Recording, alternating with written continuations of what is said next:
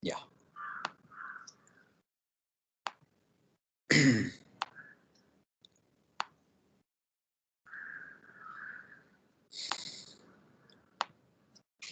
Okay, so we will continue with our development of the concept of random variables and try to use that to answer the question that we had posed in the last class. So just a quick recap. We looked at the data, which involved essentially the monkey looking at a screen where two stimuli are presented and the responses of a neuron recorded from the primary visual cortex when a particular stimulus was presented a few times. In this case, the stimulus is presented 76 times over a period of a few hours, actually. So there's other stimuli that are also presented, and monkey attends to one stimulus or another. So there are lots of conditions, but eventually when we sort these things, this is for a particular stimulus, the same stimulus that's presented 76 times. And it's presented for 400 milliseconds. And this is the response. This is what is called a raster plot, where each tick is an action potential.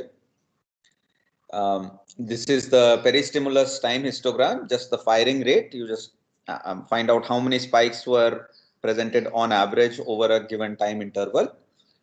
And here's the question, right? That I want to know whether my neuron is using a rate code scheme in which the precise timing of the spike doesn't really matter, as opposed to a temporal coding scheme where it does.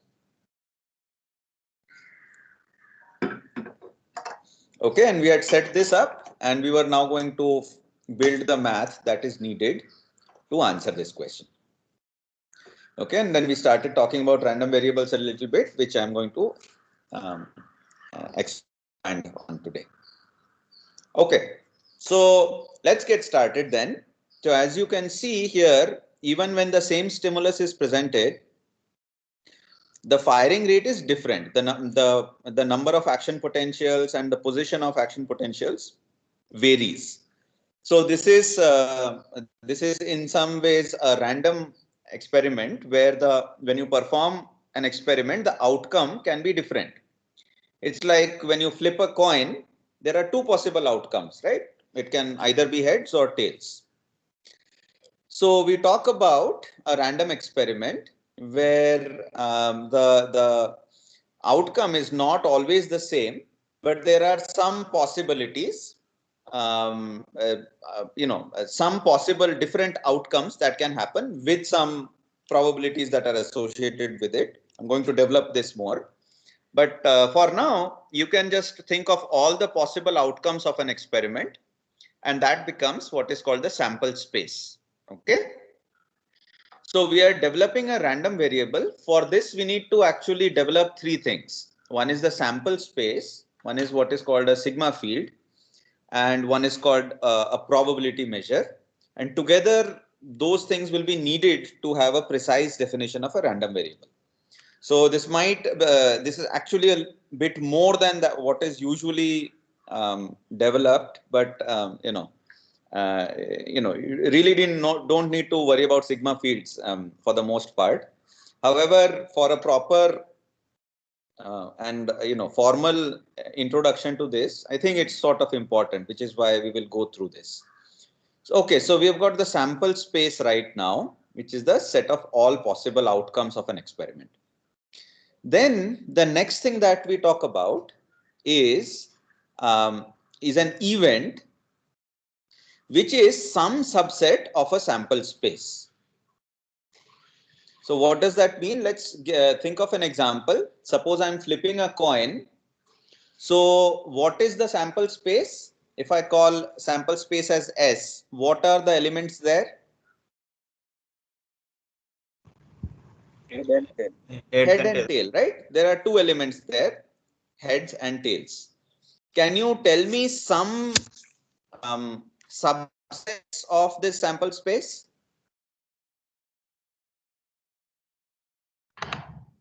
Occurring two tails, occurring two heads. No, these are not sample element subsets of sample space. The sample, so the sample space only has two elements, heads or tails. You can either choose to take neither of them, which will be the the null subset. You can take both of them, which could be the which could be S, or you could choose one of them, heads or tails. So the subsets, there can actually be four of them, either phi, which is nothing, S, H or T. Okay, so suppose somebody said two heads or two tails. That would be the case when you flip a coin twice. So let's make it a little bit more complicated. Suppose you've got your experiment is that you're going to flip a coin twice. So the sample space will have four elements now: heads, heads, tails, tails, heads, tails, and tail heads. These are the four possible outcomes of this experiment. Now, when I talk about a subset, it's basically taking none or some of the combinations of all those four elements. Okay, so it could be just phi, for example, where I didn't take anything from the four outcomes. It could be S, which is, all four together, or it could be a subset like heads, heads, and heads, tails. That could be that little subset, heads, heads, and heads, tails, could be the event that when I did this experiment, the first one was heads. Okay, so I can talk about events in that sense. In the first example that I gave, suppose I ask that if I flip a coin, what is the event that I get either a heads or a tails? And that would be your sample space S, because it's, if you flip it once, it's either going to be heads or tails, right? Likewise, I can say, okay, if I flip a coin, what's the event that I'll get neither heads nor tails? And that would be your event phi, because, it's either got to be your heads or tails. Or I can flip a coin and say the event is that I get a heads, which would be just the H um, uh, H element of the sample space. So events are subsets of the sample space. They're not just the elements of the sample space, but combinations of a subset of the sample space. Okay, and this is important because it's not always possible to assign probabilities to all possible subsets of the sample space. So we often assign probabilities to events, to the subsets of the sample space that satisfy certain conditions. Okay, is this okay with everyone? So we have got defined the sample space, and now we are going to talk about a certain class of subsets of the sample space. Now, turns out if this certain class has certain nice properties, then it is named, given a special name, which is called a sigma field. So this is, a little bit abstract. So please, stay with me on this. If be a class of subsets of a sample space S, then it's called a sigma field if these three conditions are satisfied. First, that S has to be in F. The second is if A is some event in F, then the complement of A, which is basically the sample space minus A, that also has to be in F. And the third property is that if there are some events in F, then the union is also union should also be in F. If these three conditions are satisfied, then F is called a sigma field. Just 1 second, I'll close the door.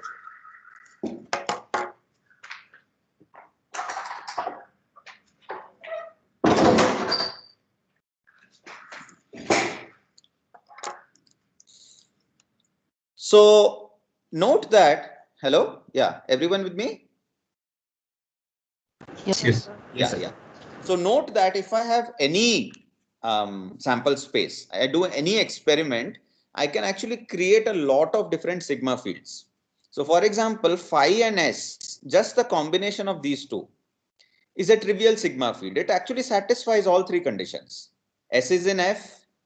If I pick any element A, which could either be phi or S in this case, then its complement is also in F, right? And if there's any sequence of elements of F, their union is also in F, because phi union S is S. So, and those are the only two elements here. So this is actually a proper sigma field. Likewise, I can think of, if there's this one element here and its complement, and you add phi and S, this becomes a sigma field as well, where A is any subset of S and AC denotes its complement. Okay, because it satisfies all these three properties.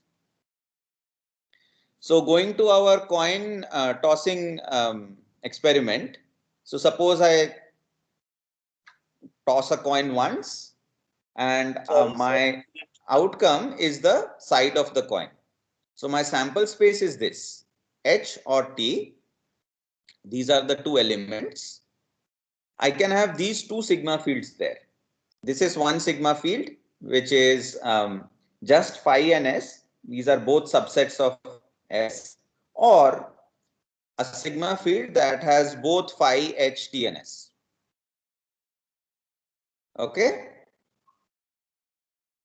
Everybody happy so far? Any questions? Hello, sir. Yeah. Sir, I didn't get the last point for satisfying uh, a field in the previous slide.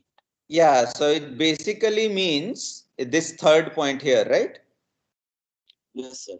Yeah. So it basically, if we are now look at this sigma field here, I will say if I take one or more subsets or elements of the sigma field, their union also has to be in part of the sigma field. So I can take, let's say, phi and H. Their union is what? What's the union of phi and H? H. It's H, and it's in the sigma field. I take three of them, phi, H, and T. What's the union of those? S. S. That is also in the sigma field. I take T and S, take their union. What is the union of T and S? S.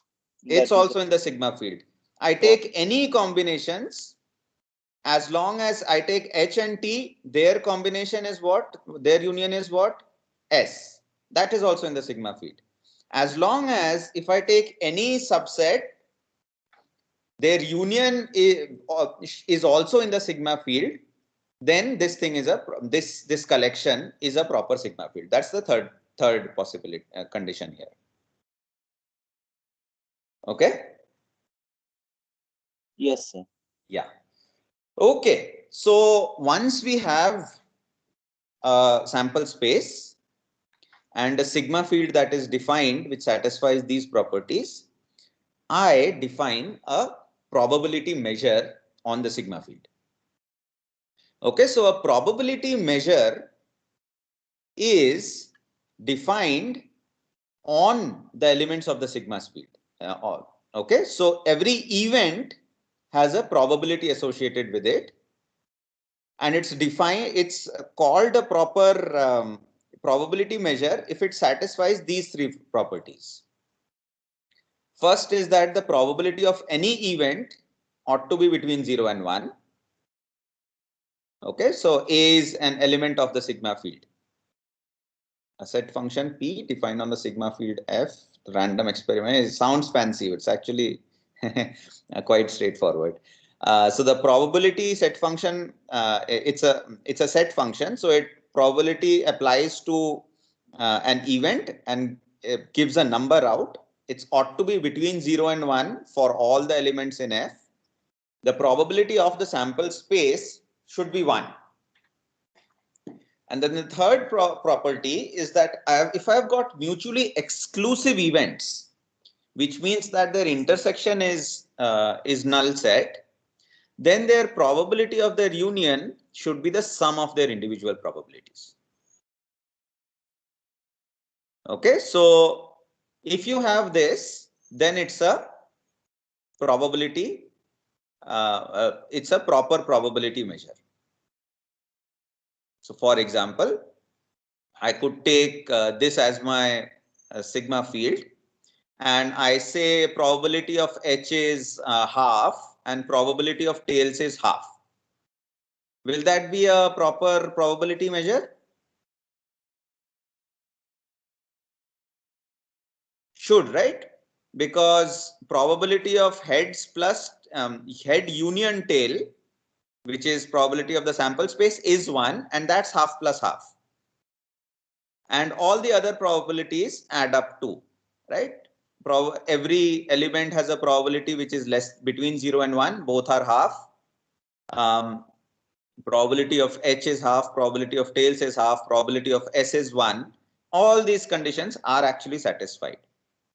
Now, if it's an unbiased, if it's a biased coin such that the probability of heads is P and probability of tails is 1 minus P, is this still a valid sigma probability measure or not? Yes. It is. What if P is equal to 1? Amitabh Bachchan's coin. No, then P zero. it's unbiased. No. It is still a probability measure. It will still satisfy all these properties. Oh, so it's fine. No. Okay, even Amitabh Bachchan's coin, a very it's a biased coin, but it's a proper probability measure. P of heads is 1, P of tails is 0. It actually satisfies everything here. So whether the coin is biased or unbiased, as long as P plus Q adds up to 1, it's a proper probability measure. Okay. Everyone with me so far? So we have covered 3 important things already: sample space, sigma field, and probability measure. And we are now going to have a formal definition of a random variable, which depends on all 3. Depends on these definitions. Okay, so here's then the definition of a random variable. Some of you did get the first part right, that it's a function that maps each element of the sample space to a number on the real line. Doesn't have to be a number between 0 and 1, as somebody was pointing out. It could be any number anywhere on the real line. Okay. The random variable doesn't map elements of the sample of the sigma field. It's not a map from events to the number line. It's a map from each element of the sample space to a number of the real line. So for example, I can say that, okay, this is my sample space. I will say head goes to 0 and tail goes to 5,000. That's a random, potentially a random variable. Okay, because it has mapped each element of the sample space to a number on the real line. I could say random variable that takes h to minus 500 and t2 plus 5,000. That's also a potentially a random variable. Or it takes h to the number 0 and tails also to the number 0. We will see if those qualify as random variables or not. But it's basically a mapping from each element of the sample space to a number on the real line. But that's not all. There are certain conditions that need to be satisfied. Okay, so let's understand what those conditions are. So I can ask that, okay, my random variable x has taken elements of the sample space to certain numbers of on the real line. So I can, if I look at the interval minus infinity to x, where x is some number, and I ask how many elements of the sample space are within this interval. So for example, if x is 0 and my random variable was that it was taking h to minus 500 and t to plus 500, then minus infinity to 0 will have one element of the sample space which is just going to be h, because h is minus 500, which lies in this. Okay, so now here's the formal definition of a random variable. If I look at all possible intervals of this kind and then find out how many how many members of the sample space are within this interval, where it could be any interval, x could be anything, then that subset is essentially an event, right? It's basically and a subset of the sample space. As long as all those subsets of the sample space are members of the sigma field, then x is a random variable. Okay, this is a little bit involved. So let me just read this out. Let S be the sample space of a random experiment and F be a sigma field of events. A finite single valued function x which maps S into R. So it's R is your real line. It's just a number.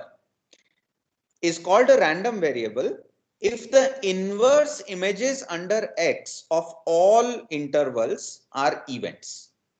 An event is a member of the sigma field, right? So essentially what I'm saying is I look at the inverse image of minus infinity x. Minus infinity x is an interval. Its inverse image is a subset of the sample space. It means all elements of the sample space which x takes to a number that is less than x. If this subset of the sample space belongs to the sigma field for all possible values of x, then x is a random variable.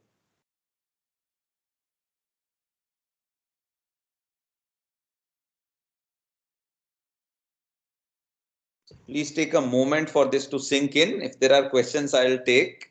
It's not straightforward at all, but you have to understand this for the rest to make sense.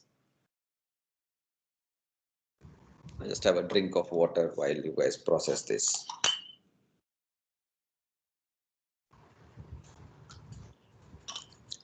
Okay, any questions? Then the x value can be plus infinity as well, right? So Could like be if I say anything, minus yes. plus infinity. That's right. Okay. I should say that infinity itself is not a member of the real line. But So you have to have a R plus, bigger set. So, you don't put closed bracket when you are talking about infinity, when you're talking about R. So X could be infinity, but then this bracket will be an open bracket. These are technical things. You really don't need to get into this, but just pointing this out in case, to make a proper formal statement here. Okay, so I have defined, yeah, go ahead. So for capital X, if we, for the example that we have mentioned about head and tail, so one is Yeah. minus 500 and other is 500. So Yeah. the small x could be, it should be always greater than minus 500 only, No, or it no, it has to be every possible number. So I will get to your example. So it's the same example as before. So let's understand this. It will make sense once we do this. So back to the coin tossing experiment, and I've got this is the sample space, and suppose this is the sigma field, and suppose I have defined a function x on S given by this. It takes element t to 0 and it takes h to 1. Okay, so notice that this is defined on the sample space. You're not going to do x of s, for example. That makes no sense. Individual elements have to be given a number. And this could have been minus 500 and plus 500 or any other number that we can think of. Now let's look at what are all the possible inverse images. So if x is less than 0, then what's the inverse image? How many elements are there which the random variable takes to a number less than 0? Nothing. So the inverse image is actually 5. When x is between 0 and 1, the inverse image is just t, because t goes to 0. When x is greater than 1, the inverse image is actually s. Okay, and in the other example, if xt was minus 500 and xh was plus 500, then it would have been phi for x less than minus 500, t for x between minus 500 and plus 500, and s for x greater than 500.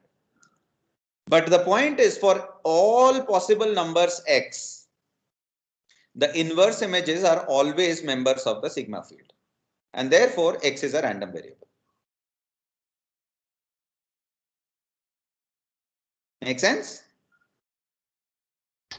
Sir, I have a Yes, small this question over here. A random variable is not a function. It's a function from the elements of the sample space to a number on the real line. No, because over here, so basically t is getting mapped to all numbers from 0 to 1. That is why I got a bit confused. No, t is not getting mapped to all numbers between 0 and 1. T is getting mapped to the number 0, and h is getting mapped to the number 1. Now, if Okay, x okay. is a number on the real line, when x is between 0 and 1, the interval minus infinity x contains Yes. the, yeah, you got this? Yeah, I Yeah. got confused by the, yeah. Okay.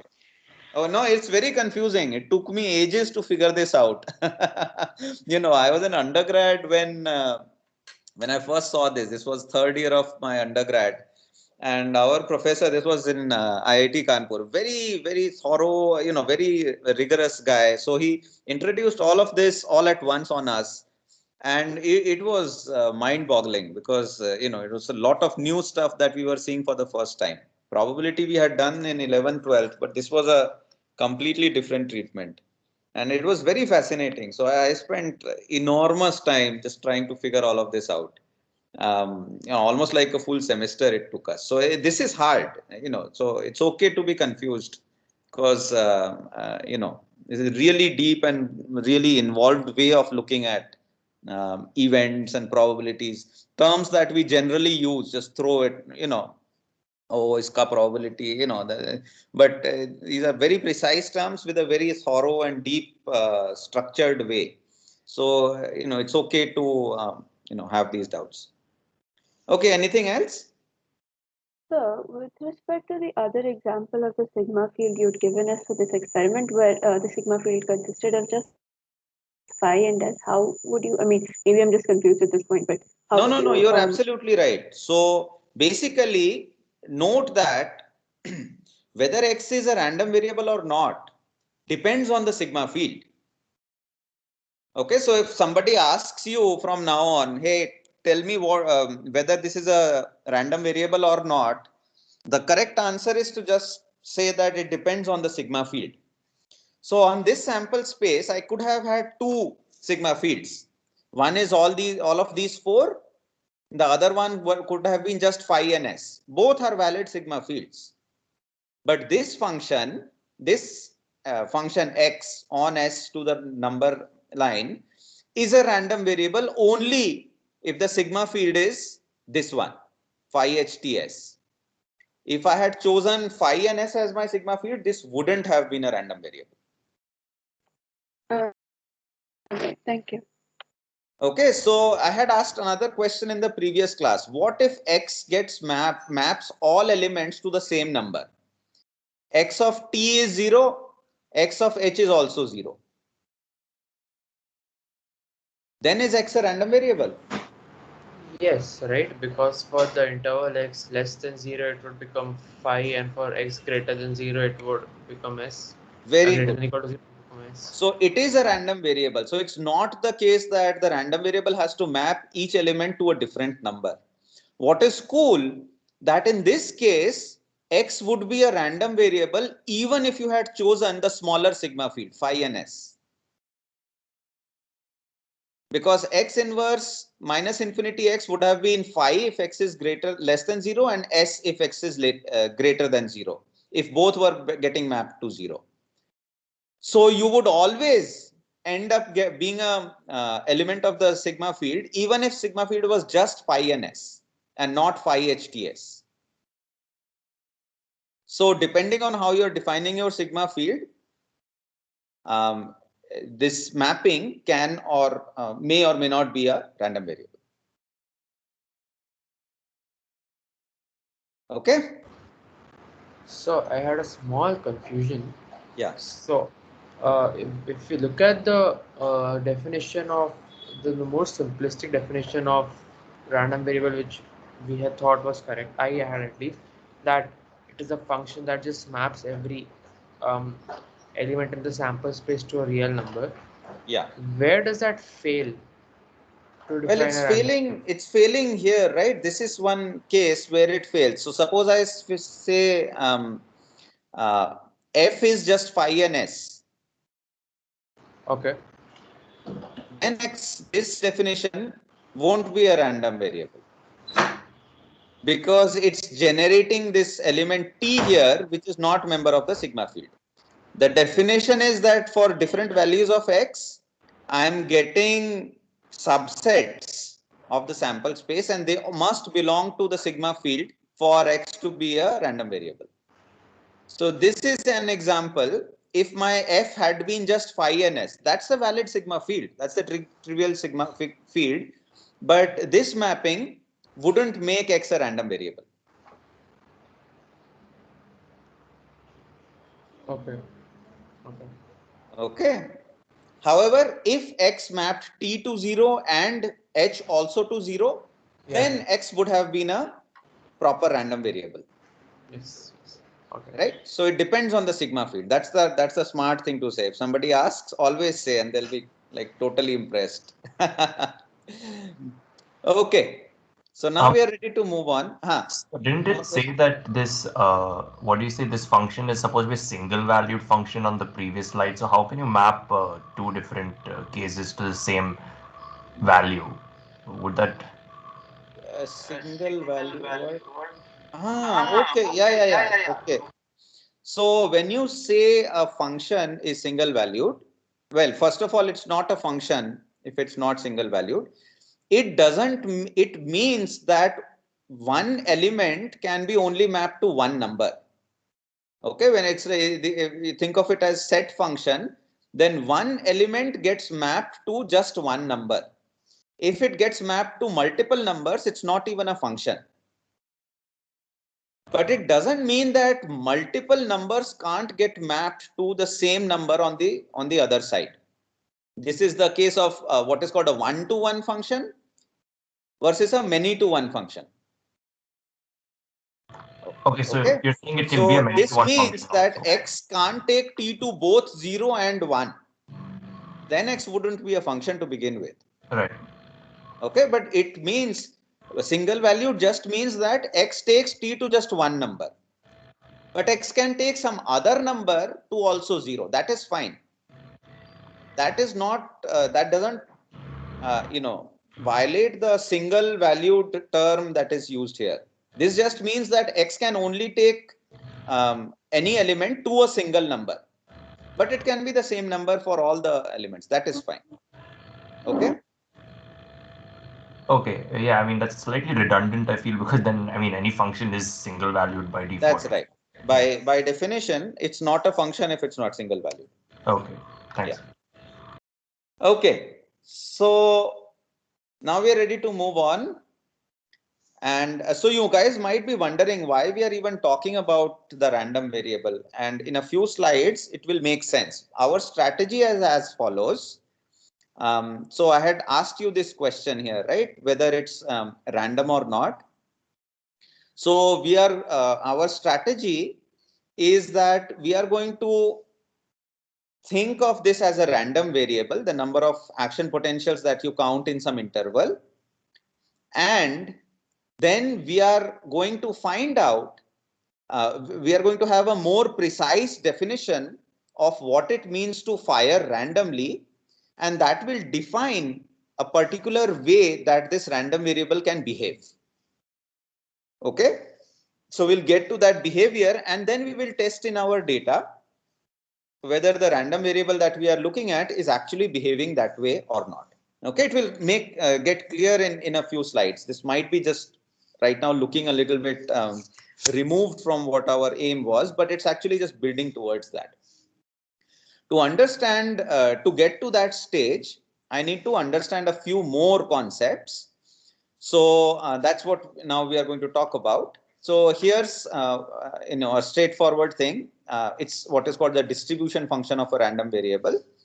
So if you recall, the probability measure is defined on the events, on the elements of the sigma field, right? So and probability measure is defined on the elements of the sigma field. So in this case, I can just say f of x is the probability of the event that the elements of the sample space are taken to by the random variable to a number that is less than x. So x less than x with square brackets, this is a subset of the sample space. And if x is a random variable, then it is a event, an element of the sigma field. So I can talk about a probability measure defined on this. Okay, and this function is called the distribution function of, or the more precisely, the cumulative distribution function of the random variable. It basically tells you where are the numbers to that are being assigned by the random variable to some elements of the sample space.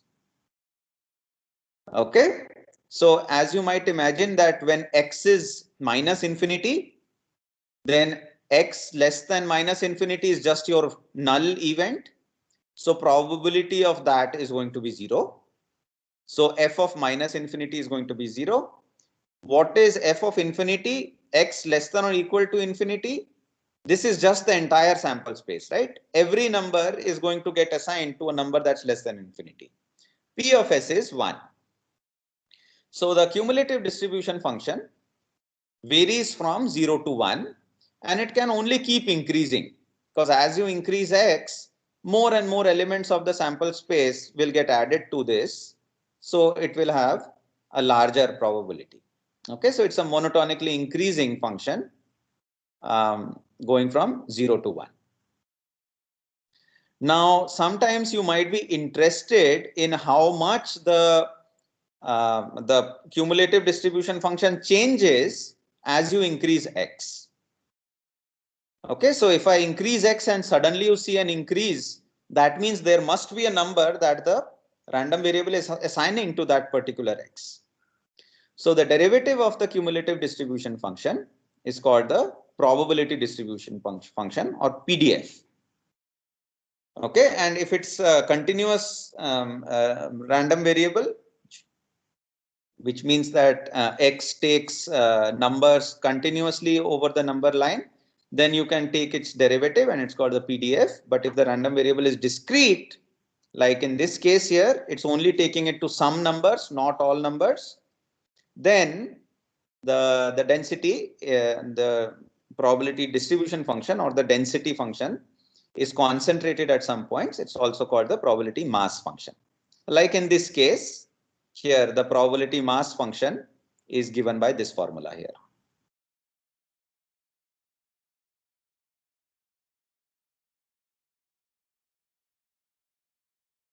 Okay. So So just to give an example, a concrete example, which is more non-trivial than the coin tossing example that I was talking about. So just let's go through all the steps one by one. First, I'm talking about the experiment. What's the experiment? I take a coin and flip it n times.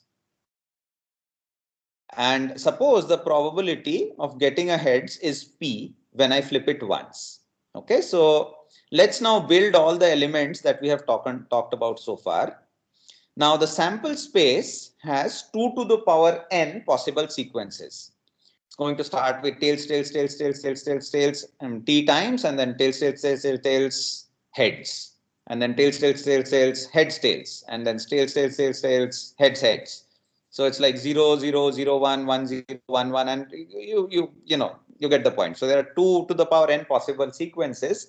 These sequences are all elements of the sample space. Now I want to define a random variable which takes the elements of the sample space to a particular number on the real line. So I define a random variable which is just the number of times heads appear in a sequence. So if I have the elements tails, tails, tails, tails, tails, tails, tails, all tails, the random variable takes that particular sequence to 0. If I have all heads, heads, heads, heads, heads, heads, heads, heads, the random variable will take that sequence to n, and it will take the remaining numbers, remaining sequences to a number between 0 and n. Right? Makes sense? Now this random variable, I can ask what is the probability that the random variable takes a value k, where k is between 0 and n. And as you might imagine, this means that there are k heads and n minus k tails. The probability of having such an event, such one sequence, is p to the power k, which is the probability that heads occurred. Once is p, so k occurring is p to the power k. The probability of having one n minus k tails is this, but all of this is for one particular sequence which has k heads and n minus k tails. How many such sequences can you have? That's just n choose k. So this overall is the probability that the random variable x takes a value k.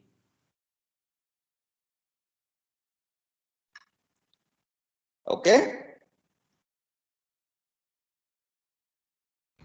And this is called a binomial distribution. I can plot it for different values. So now suppose I say n is 20 and p is 0.5. So the random variable takes values between 0 and 20, 0 and 20. And the probability mass function is going to be given by this formula here, probability of x taking a particular value. And that's these blue dots here.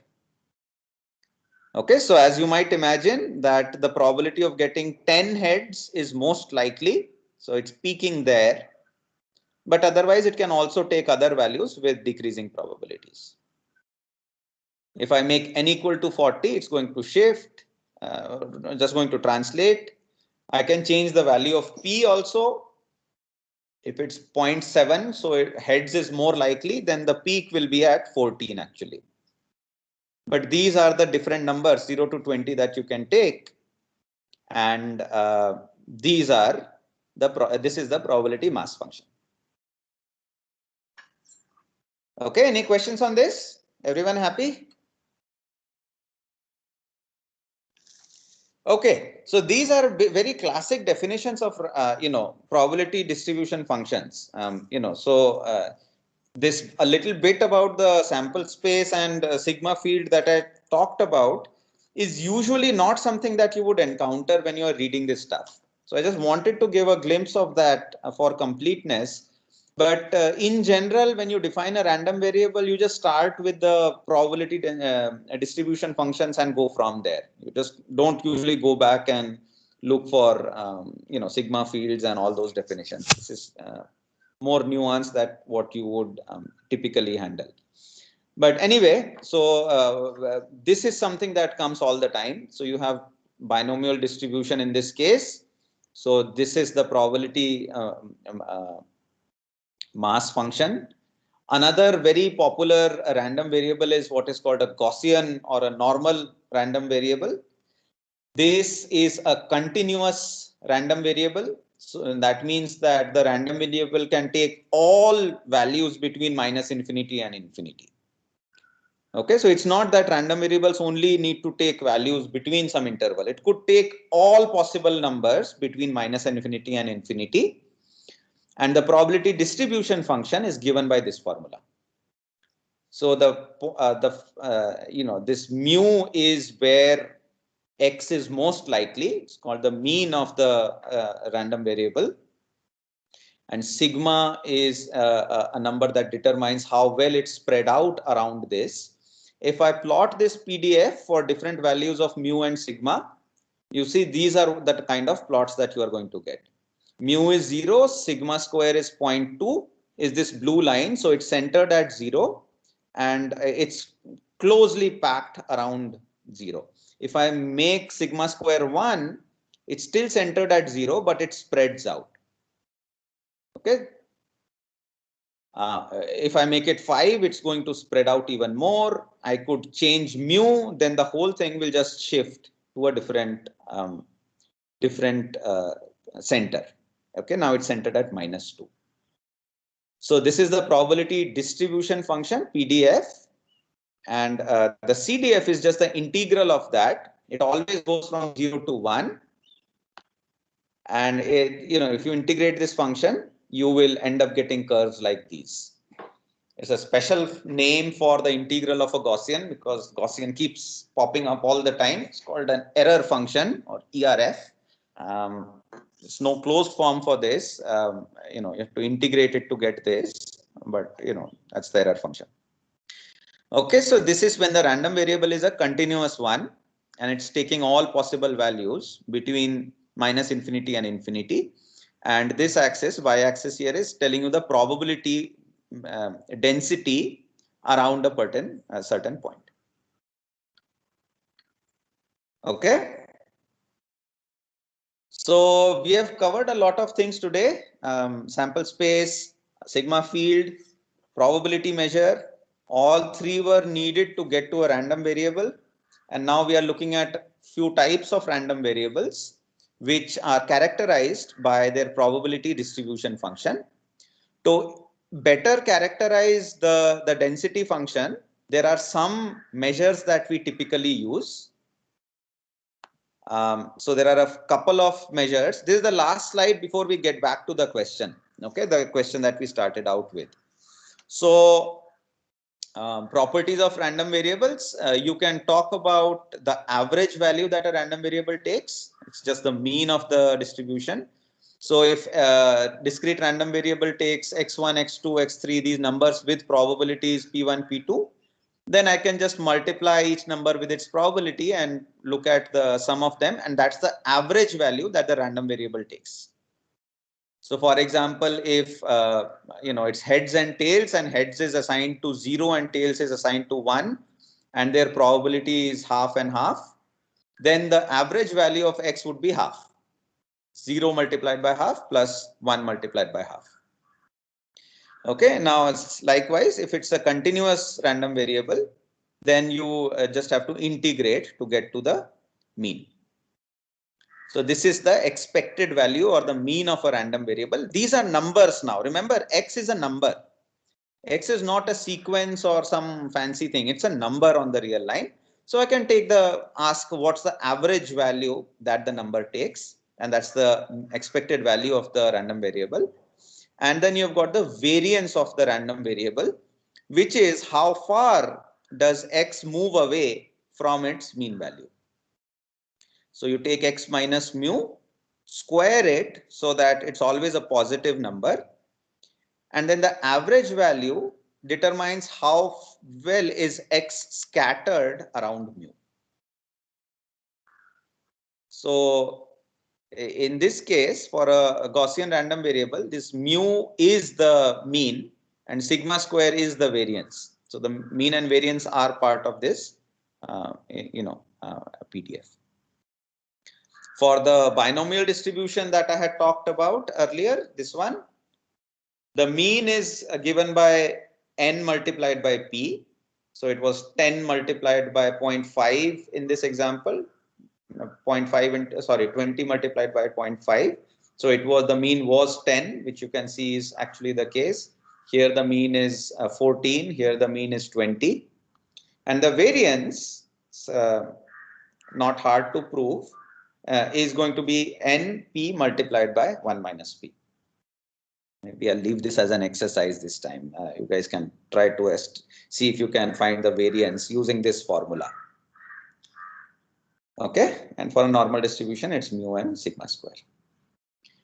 Okay, so we are back to where we started. We have now got almost everything that we need to answer the question that we set out with. Is our neuron using a rate code?